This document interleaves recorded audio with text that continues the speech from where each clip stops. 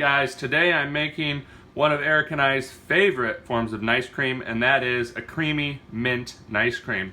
Now what we're going to need is 3 frozen bananas, 1/2 teaspoon of spirulina powder. Now we get ours from the local bulk food store, but you can also order that on Amazon or various other places. We like getting it from the bulk food store because we can buy a little bit at a lot cheaper price. And then we're also going to need 1/4 teaspoon of peppermint extract, and then we're going to need around 1/4 cup of plant-based milk. I'm using my cashew milk, and you can watch the video on how I make that, and the link will be in the description. So to start off with, we're going to add everything but the bananas first. So I'm going to add the spirulina powder, and I like to try to get that down towards the bottom. I'm going to add my peppermint extract. You can see it's not a ton, a little bit goes a long way. Put that in there. And then we're going to add our milk. Like I said, around 1/4 cup. That should be good. And then with the bananas, I always like to try to just get them in 3s, just like that. All right. Now we're going to hopefully blend this for around 30 to 45 seconds. We're going to start low and then work our way up.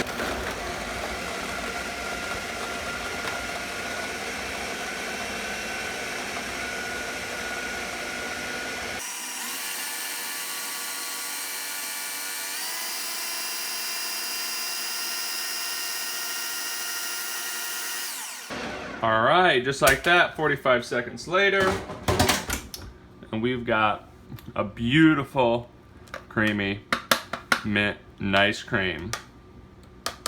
All right, I'm gonna take my coconut bowl and my coconut spoon. We're going to put that in there, like that. All right. And there you have a beautiful creamy mint ice cream. Now I'm going to put this in the freezer while I get the station cleaned up, and I'll see you guys in a second. Alright guys, I got the creamy mint ice cream out of the freezer. I got everything cleaned up in the kitchen. Now it's time to enjoy the fruits of my labor. Now one thing I didn't mention in the cooking demo was that you don't actually have to use the spirulina powder in the ice cream, but I think it tastes better if it looks green, so I get it and I put it in there, but you can totally, don't let that be the reason that you don't make it. You can use it without it. And we got Bella here to help us out. Here, Bella, why don't you turn around and say hi.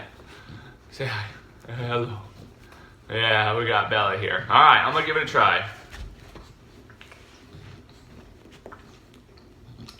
The one thing that I can say is it reminds me a ton of a Shamrock shake. And as someone who used to eat a lot of Shamrock shakes before going plant-based, I find it quite delicious. So I really enjoy it. I hope you guys do too.